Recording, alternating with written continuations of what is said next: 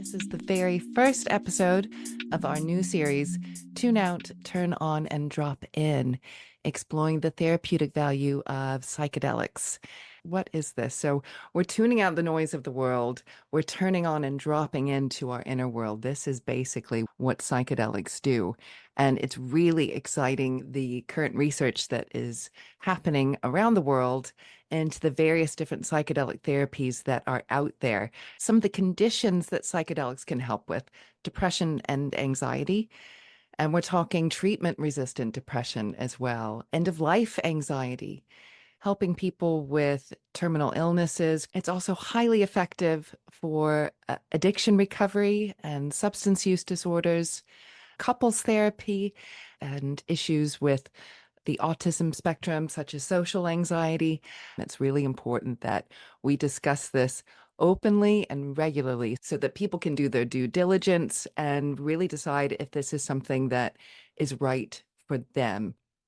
What is actually happening within our brain when we are taking a psychedelic? Well, in order to understand this, let's first go back to when we were children. The first 7 years of our life, our brains are just completely open. We are just taking everything in. We talk about neuroplasticity, and that's the brain's ability to change. Our brains are so plastic during those first 7 years. But of course, we can't stay in that state because we need to grow up and we need to become skilled and we need to become focused. And so when we do that, basically, we're building a filtration system in our brain to enable us to focus and become skilled and to build a life. Those filtration systems can sometimes be built on unhealthy coping mechanisms, fear and unhealthy social conditioning and the expectations of others. As we become more and more focused and more skilled in our life, we have barriers to a lot of what is actually going on. And so, what psychedelics can do is help to remove those barriers whilst you're in the experience. So, it really dampens down your filtration system and lets you see what you've been missing, basically, and where you have been getting in your own way, where you have been filtering out things that perhaps maybe you shouldn't. And it really helps to give you a much bigger picture as to the totality of what is going on. And if there are filtering systems that you think, gosh, that's not been helpful for me, you're so open in that moment. You're basically back to being a child. You're being very, very open. So the brain is very plastic, and it allows you to facilitate change in alignment with your conscious goals and aspirations. So it really is a fast track to neuroplasticity and making positive change in your life. So this is the magic with psychedelics. It is really beautiful work to do. So let's talk a little bit about my own personal experiences. My psychedelic therapeutic journey began in 2016 with a holotropic breathwork workshop facilitated by none other than Dr. Stanislav Grof, the doctor who created the holotropic breathwork method. So through breathwork and music, that was an incredibly transformative experience for me.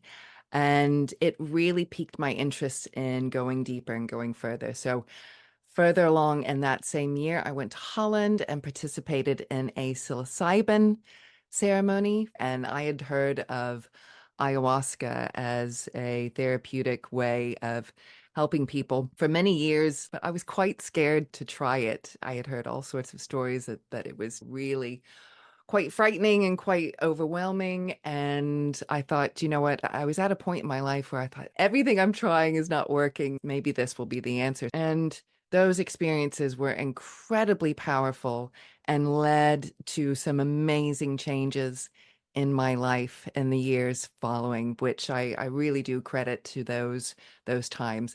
They weren't easy. In fact, they were incredibly difficult. So they're not for the faint of heart, really. But I felt very strongly that this was something that would help. And thankfully it did. And I had a really beautiful therapeutic framework at home, a lovely therapist that was supporting me both before and after my journey. So that was really crucial to my success. And we'll be speaking more about how to have the right support if this is something that you are looking at doing. So let's fast forward to 2024, where we are now. And I've just come back from Portugal, having taken part in a Huachuma ceremony, a 4-day Huachuma ceremony, also known as San Pedro. And I had heard that Huachuma was very different to ayahuasca, completely different, much more gentle. I think deep down, my inner wisdom knew that change was afoot, and that can feel quite destabilizing sometimes, this fear of the unknown, especially because I'm in a point now in my life where I feel like I am on track. But I also knew that there's always work to be done, and there's always deeper layers to get to know ourselves. And my goodness, that's exactly what happened. It was such a beautiful time. It was challenging. I'm not gonna lie. There were many aspects that were challenging, but the experience was beautiful. It was profound. What I did get was a much deeper, more profound understanding of so many things in my life and so many things that I espouse to my clients. I knew things on a much, much deeper level, and it was really beautiful the following week to help my friend Mariah facilitate this women's only retreat. It was so beautiful. And part of what I did was I did some yoga nidras at the very beginning of the 4-day ceremony. And then at the very end, kind of bookending the experience, which can be quite helpful for more deeply embedding learnings. Anytime you bookend something like that, it's very effective at helping the learning process. And just being there and being a safe presence. This lovely retreat center in Portugal called the Lighthouse Retreat. It's really beautiful work that they do there. They are space holders, holding a very safe, supportive space for people to do their own work. And the whole time when I was a participant, I felt so safe and so looked after and so cared for. And when you have that environment, that's when really deep, beautiful work can be done. So Aisha and Marika at the Lighthouse are just such beautiful, beautiful space holders. I think this might be my favorite psychedelic plant medicine so far because it is so gentle and it is really accessing the inner wisdom that's already there inside each and every one of us. So, what I'm going to do for you all today is I am going to do a guided meditation, and this is based on the meditation that I did at the Women's Only retreat, and it's adjusted slightly for our use here today. With each breath,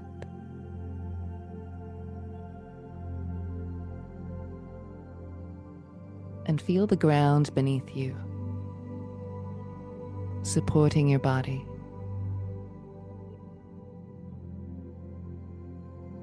Good, that's right.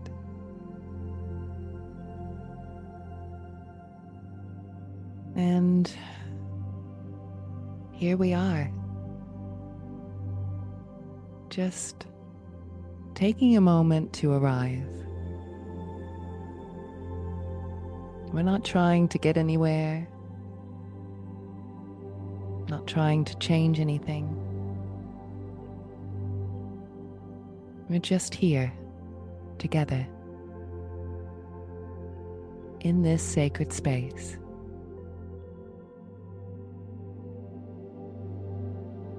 And notice the simple act of breathing,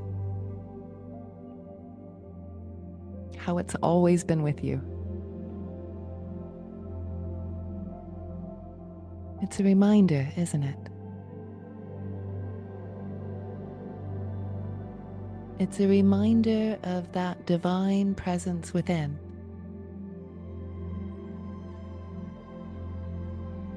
That you are not just in the world, but that the world is within you.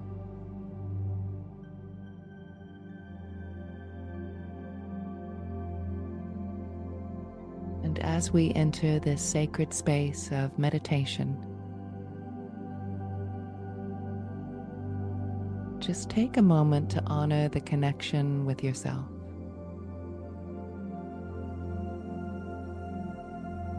And allow this connection to guide you towards clarity,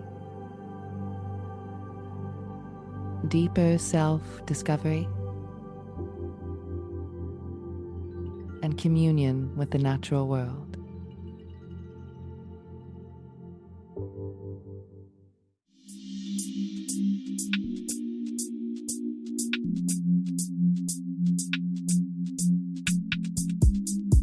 If I could sing or play an instrument for you, I would sing and play an instrument for you. If I could dance for you, I would dance for you.